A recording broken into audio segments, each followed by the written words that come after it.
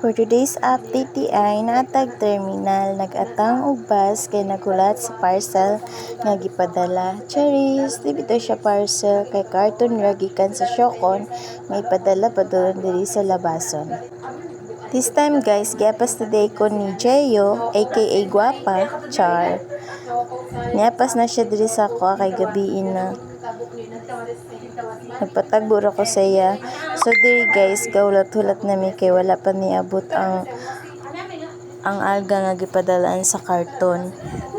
Nanamay niagi nga isa ka kuan pero wala pa jud siya. So diri nag-MN na siya kay gutom na manggod kayo guys, as in gutom.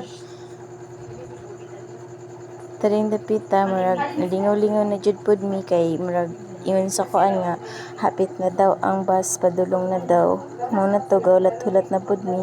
Ito guys, di man pod sa kami rigahulat dira kay daghan man pod mi na sa tabok sa kalsada, mga tao pod nga mouli padulong sa Gutalak, sa mga moadto sila Liloy, Zamboanga, ana. Diri guys, naabot na mi, wala na ako nag-videohan nga nakuha na din na mo ang carton.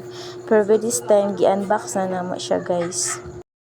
So mga loves, mauna din ni siya no.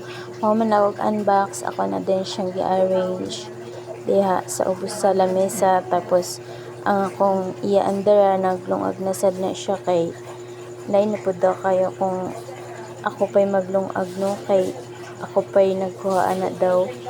So ana siya na lang daw maglungag. Kawala mo guys, kaning gipadali ni abot pa ni siya sa Zamboanga, ibalik na sad sa Siocon. So mauna ni siya karon na siya nakuha kay karon na mi walay klase. So maura to guys.